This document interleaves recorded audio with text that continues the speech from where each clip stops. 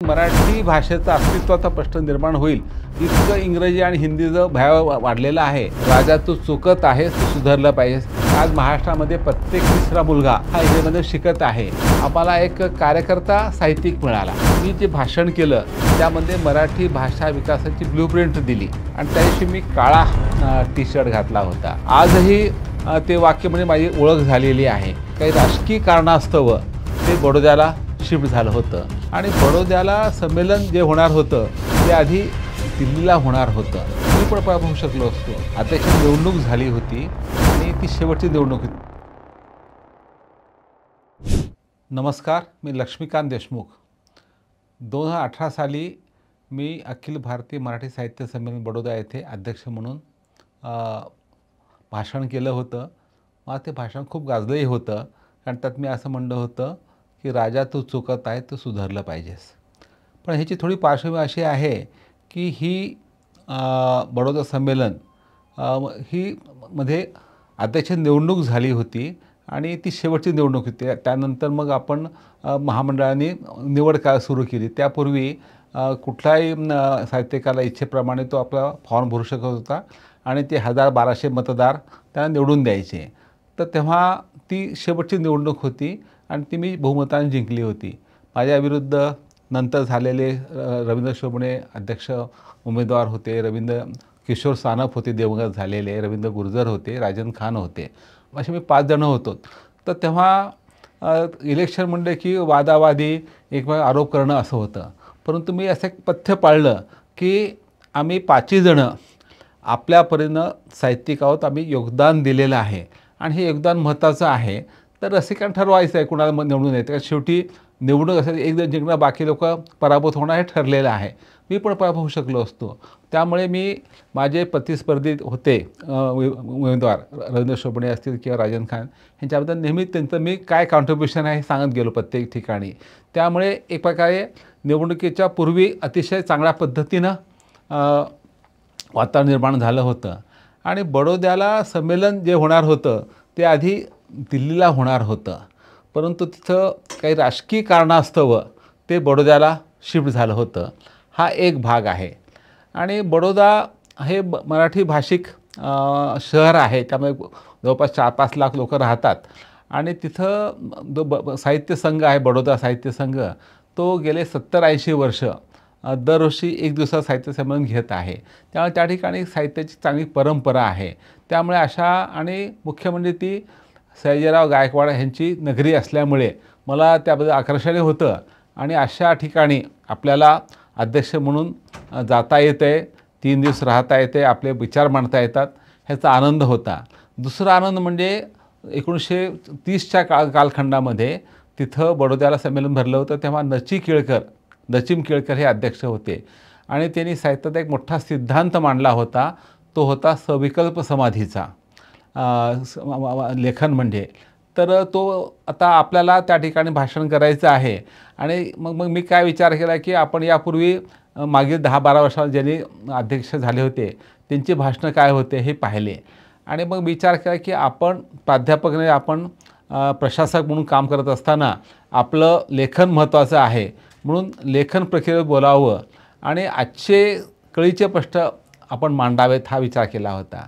आणि अनेक संमेलनामध्ये अशी भूमिका घेतली अध्यक्षांनी की आपला काही संबंध आहे राजकारणाशी आणि भूमिका घेणं हे आपलं काम नाही आणि हे राष्ट्रीय लोकांचं काम आहे, हे मला पटत नाही।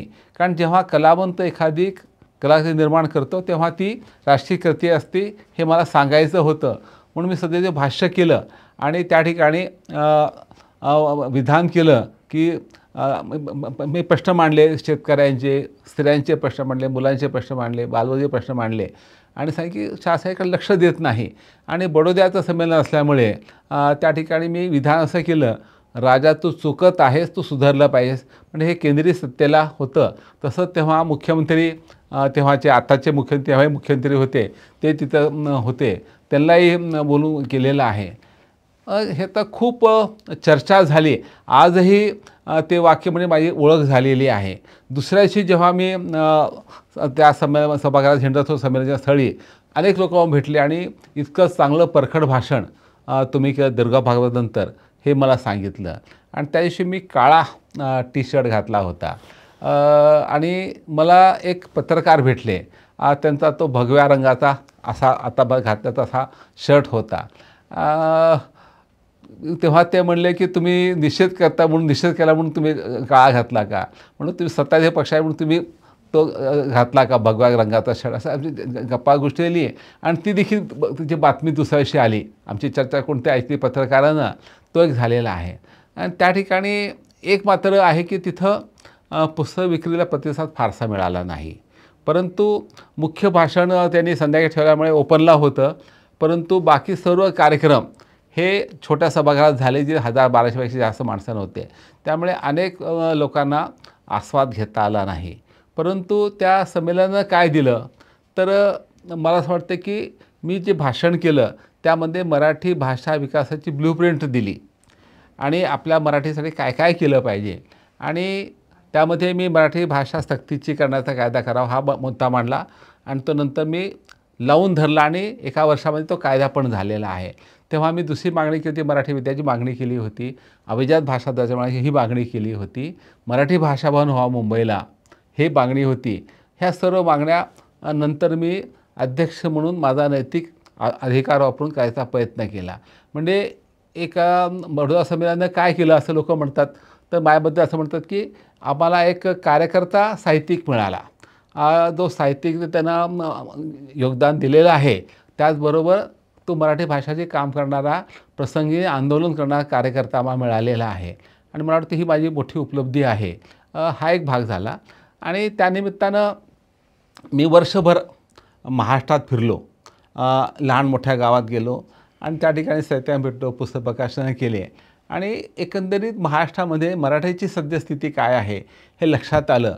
आणि माझा जो निश्चय होता, माझा अजेंडा होता मराठीबद्दलचा, तो अधिक पक्का झाला की आज मराठवाड्यामध्ये, पश्चिम विदर्भामध्ये बहुसंख्य हिंदीचं आक्रमण फार वाढलेलं आहे. मुंबई शहरामध्ये इंग्रजी आक्रमण खूप वाढलेलं आहे. आणि मराठी भाषेचा अस्तित्वाचा प्रश्न निर्माण होईल इतकं इंग्रजी आणि हिंदीचं भयावह वाढलेलं आहे. ह्यावर आपला उपाय केला पाहिजे हे मला पटलं. आणि मी हा मुद्दा मांडला तर मला महामंडळाने खूप चांगली साथ दिली. आणि आम्ही जेव्हा मराठी भाषा सत्तेकरणासाठी आणि मराठी विद्यापीठ मागणीसाठी मुंबईला एक आंदोलन केलं होतं आझाद मैदानावर. मला आठवतं 2019ला आम्ही आंदोलन केलं होतं. आणि तेव्हा आम्ही इतकी वातावरण की ती संबंध आमच्या तंबूला एक 20-25 आमदार भेटून गेले, काही मंत्री भेटून गेले, चर्चा झाली आणि कामाला लागले आहे. म्हणजे बडोदा समाजाची निष्पत्ती काय आहे तर मी म्हणतो की मराठी भाषा सक्तीची झाली. आज महाराष्ट्रामध्ये प्रत्येक तिसरा मुलगा हा इंग्रजीमध्ये शिकत आहे. आणि त्या मुलाची मराठीची नाट टिकायची असेल तर त्याला शाळेत मराठी शिकवलंच पाहिजे, म्हणून इंग्रजीवर तो मराठी शिकू लागलेला आहे. आणि आता ह्यावर्षी पहिली बॅच बाहेर पडणार आहे आणि त्या मुलाला मराठी पण चांगला येईल आणि इंग्रजी पण चांगला येईल अशा अपेक्षा आहे. त्यामुळे एक प्रकारची एक मूक सामाजिक क्रांती करता आली महाराष्ट्राला, आपल्या सर्वांना. त्यात माझाही हातभार होता, मी पुढाकार होता, मला हरकत नाही आहे. 1000 लोकांना गोळा करून मुंबईला न्यायचं हे सोपं गोष्ट नव्हतं, ते आम्ही करू शकलो होतं. आणि आणखीन एक गोष्ट मला वाटते बडोदा संमेलनानंतर की खूप दिवसांतर महाराष्ट्रात झालेलं आहे आणि हे संमेलन खूप चांगलं आयोजित केलं गेलं होतं. आणि त्यांची आतिथ्यशीलता आणि त्यांचं भोजन म्हणा, इतर गोष्टी त्या अतिशय वाखण्याजोग्या होत्या. त्यामुळे बडोदा संमेलनामध्ये जे लोक आले त्या सर्वांनी एक चांगल्या आठवणी होऊन गेल्या. आणि मुख्य म्हणजे माझ्या भाषणाचं वाक्य सर्व महाराष्ट्र आजही आठवतो आहे, राय तू चुकत आहे सुसोद पाहिजे, ही माझी उपलब्धी आहे.